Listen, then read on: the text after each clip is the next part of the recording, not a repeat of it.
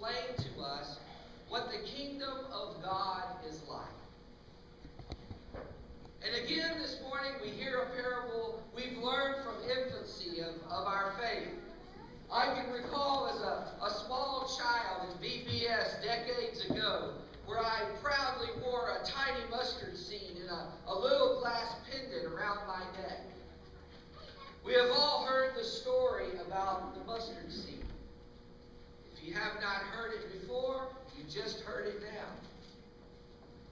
And Jesus tells us that the kingdom of God is like the tiniest of seeds. The kingdom of God is like the smallest of seeds. That's what the gospel says. It doesn't say have faith like the smallest of seeds. As some of us may recall, we've all heard there's been songs sung about faith of a mustard seed. Have the faith of the mustard seed. But Jesus doesn't mention faith here. He mentions that the kingdom of God is like a mustard seed, the tiniest seed. It's the tiniest seed, but it has the greatest potential. We often hear this parable and we, again, automatically assume that the seed represents our faith. And we start out with a little faith and it grows over time. And that may be true, but Jesus is not talking about faith here. He's talking about the kingdom of God. God's kingdom starts out small, little, defined, confined, and through the years grows into something bigger, something larger, and big enough to accompany others. Same as Jesus is used in another parable when he talks about yeast. One adds a little yeast to dough and it begins to grow. It rises and it becomes something bigger than itself. If you've ever watched Shelba make her cinnamon rolls, you'll know exactly what I'm talking about.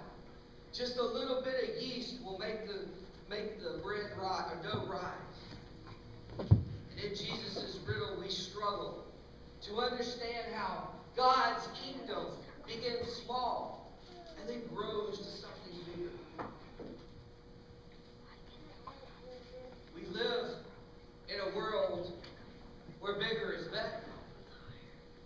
I mean, we want big, and we want big now. And we begin this at a very early age as children and ask any child, which is better, the bigger cookie or the smaller cookie? A birthday present, which is better, the smaller birthday present or the bigger present? And then some of us don't change much.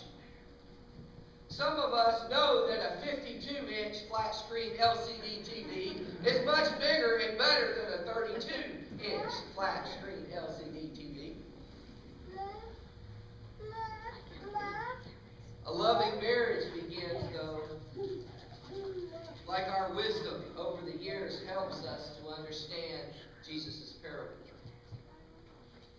A loving marriage begins with a small glance or a small word of introduction. A chance encounter can begin a lifelong friendship. And then even in the gift department, a small velvet box can mean an engagement ring for a young woman in love. And as we grow in wisdom, as we begin to understand great things and begin with sometimes great things begin with the smallest of gestures, the smallest of actions. And Jesus says in this parable that the kingdom of God is like the mustard seed. He tells us that no one expects much from a small seed. But when it's planted, again in good soil, it grows so large that birds are able to nest on its branches. What begins as something so insignificant can, with nourishment, with care and time, become something amazing. Good things can come in very small packages. This parable invites us to expect the unexpected. Those listening to Jesus, and maybe some of us here this morning, are expecting the kingdom of God to come blazing in our lives with power and authority and influence. We're expecting grandeur and excess and clout and control. We're expecting something big and huge, the gift of a lifetime, all in the moments of time. And Jesus knew that the kingdom of God is not like that. It's like the mustard seed.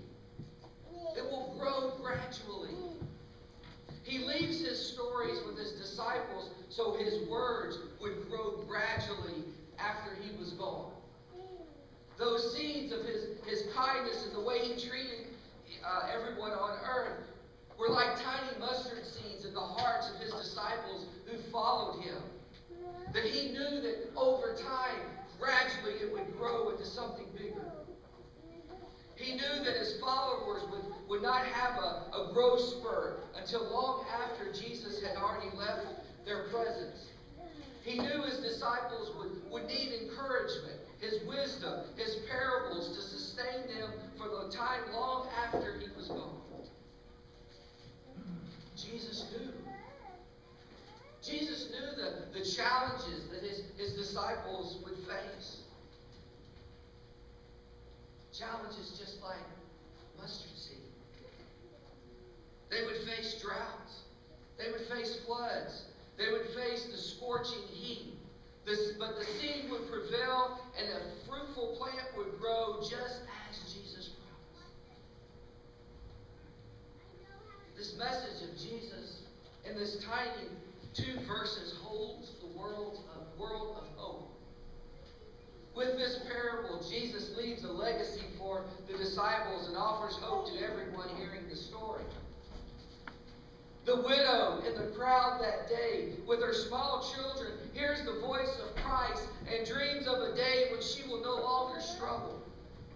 The paraplegic lies on the outskirts of the crowd and listens to Jesus' words and wonders how he too might make a difference in this world and love other people.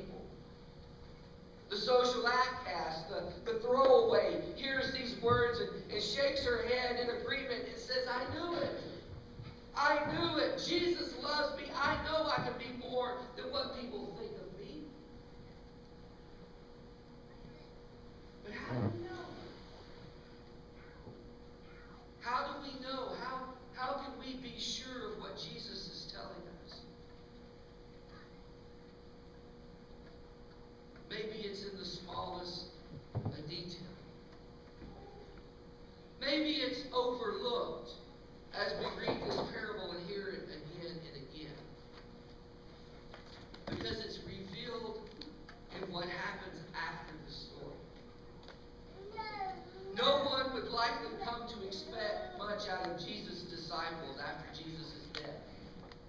They were a group of misfits who gambled on an individual who suffered the most gruesome and humiliation of all public deaths. And yet from those disciples grew Christ Church. It took root.